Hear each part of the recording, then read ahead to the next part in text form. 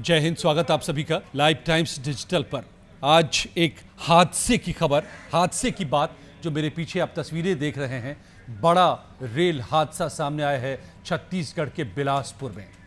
कैसे हो गया फिर इतना बड़ा हादसा? कहां पर चूक हो गई? इंसानी चूक या मशीनी चूक? आखिर किस वजह से इस वक्त दर्जनों लोग या तो मारे जा चुके हैं या फिर जिंदगी और मौत के बीच झूल रहे हैं? तो इसकी वजह क्या रही? यह हादसा हुआ कैसे? आज आपको इस हादसे की पूरी बात मैं बताने जा रहा हूं इस वीडियो में। सबसे पहले आपको बता दूं कि यह हादसा कहां हुआ है। छत्तीसगढ़ के बिलासपुर जिले में यह हादसा हुआ है। जगह कौन सी है? गलौरा और बिलासपुर रेलवे स्टेशन के बीच में लाल खदान एक जगह है, ठीक वहीं पर यह हादसा हुआ है। किन ट्रेनों के बीच में हादसा हुआ है?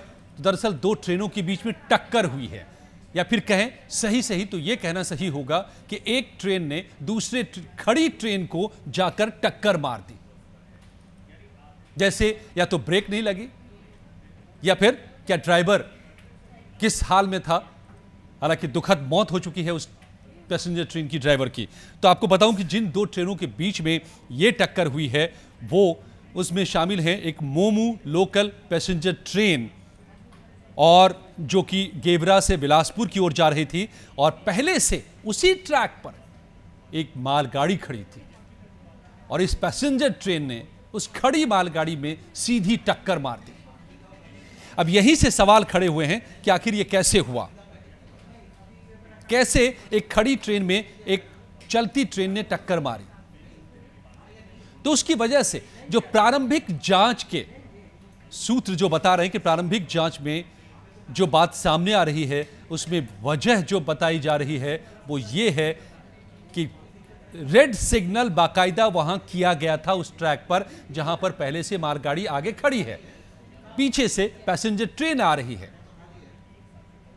लेकिन क्या उस रेड सिग्नल को पैसेंजर ट्रेन के पायलट ने, उस लोको पायलट ने क्या ओवरशूट कर दिया? यह तो तय है कि ओवरशूट हुआ, सिग्नल ओवरशूट हुआ है, सिग्नल की अनदेखी हुई। लेकिन क्या सिग्नल वाकई रेड था? इस वक्त जो सवाल है, या सिग्नल में कोई प्रॉब्लम आई, या फिर सिग्नल की अनदेखी हो गई, जो कि बहुत ही मुश्किल लगता है, क्योंकि यह सबसे बुनियादी, सबसे जरूरी और सबसे आम बात है कि एक लोको पायलट हमेशा अपने आगे सिग्नल को देखता चलता है। तो अगर सिग्नल रेड था तो जानबूझकर उसको वो क्रॉस करेगा या वो उसे नहीं देख पाए, ये बहुत ही मुश्किल लग रहा है। तो क्या सिग्नल में खराबी थी, या फिर ट्रेन का ब्रेक फेल हो गया? यही दो वो बड़े सवाल हैं जो इस वक्त सबके सामने हैं। इसको लेकर के बड़ी जांच बिठाई गई है कि ये सिग्नल ओवरशूट कैसे हुआ।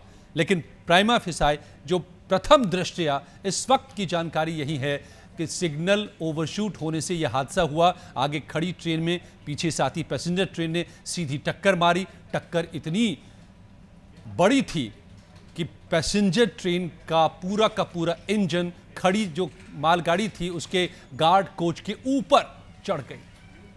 सबसे ज्यादा जो पैसेंजर ट्रेन में नुकसान हुआ है वो महिला कंपार्टमेंट में हुआ है।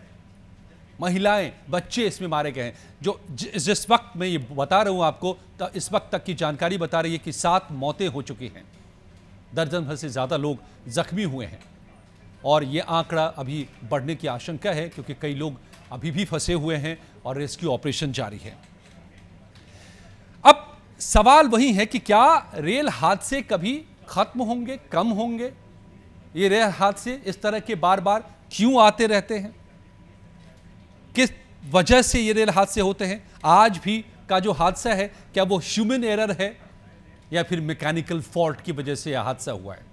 इसकी तो अभी जांच होगी तो पता चलेगा। लेकिन मैंने इसमें झांकने की, समझने की कोशिश की कि क्या भारत में रेल हादसों की जो कहानी है वो कभी खत्म होगी? रेल हादसे क्या खत्म होंगे, खासतौर से बड़े हादसे? तो 20 सालों का आंकड़ा जो बता रहा है वो हालांकि एक अच्छे संकेत दे रहा है। क्या है वो आंकड़े, जरा समझिए। पिछले 20 सालों के आंकड़े को दो हिस्सों में मैंने बांटा है। 2004-5 से लेकर के 2023-24 तक के ये आंकड़े हैं, जिसमें 2004 से 14 तक की बात करें तो औसतन हर साल 171 हादसे हो रहे थे। 2004 से लेकर 2014 तक हर साल सालाना 171 हादसे, और उसमें 2453 लोगों की मौत हुई। जख्मी होने वालों की तादाद इससे काफ़ी ज़्यादा है। अब 2014 से 2025 की बात करें, 24-25 तक की, तो जो अब तक के आंकड़े उपलब्ध हैं उसके हिसाब से सालाना ये मौत का आंकड़ा जो 171 का था वो घटकर अब 68 पर आ गया है, और कुल हादसों की तादाद भी 2453 से घटकर 781 पर आ गया है, यानी लगभग 1/3 से ही कुछ ज्यादा।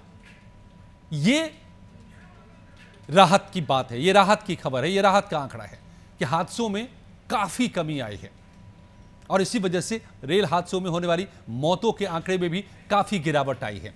मैं आपको रिपीट कर दूं एक बार कि 2004 से 2014 तक में सालाना 171 हादसे हो रहे थे, और इन 10 सालों में 2453 लोगों की मौत होती है। 2014 से 2024 तक में प्रति वर्ष हादसों की संख्या घटकर 68 हो गई और कुल 781 मौतें हुई, और उसमें भी अकेले एक जो 12 में हादसा हुआ था 2023 में, उसमें 290 लोग मारे गए थे। अगर वो बड़ा हादसा नहीं हुआ होता तो ये आंकड़ा और भी काफी कम होता।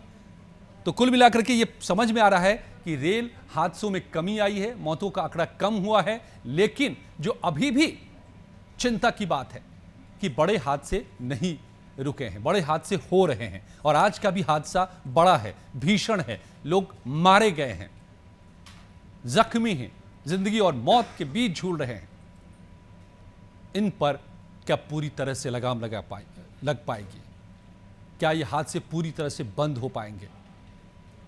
हालांकि ये बात सही है कि पूरी तरह से किसी भी सिस्टम के हादसे को पूरी तरह बंद कर देना लगभग नामुमकिन है, लेकिन इन्हें लगभग शून्य के करीब तक तो पहुंचाया ही जा सकता है, और ऐसा हो रहा है दुनिया के ज्यादातर देशों में। तो क्या भारत में भी ये हो पाएगा? हालांकि मैं ये भी साथ में बता दूं कि भारत में दुनिया का सबसे बड़ा रेल नेटवर्क है, और भारत अभी विकसित नहीं हुआ है, विकासशील है, विकसित होने की जद्दोजहद में लगा है।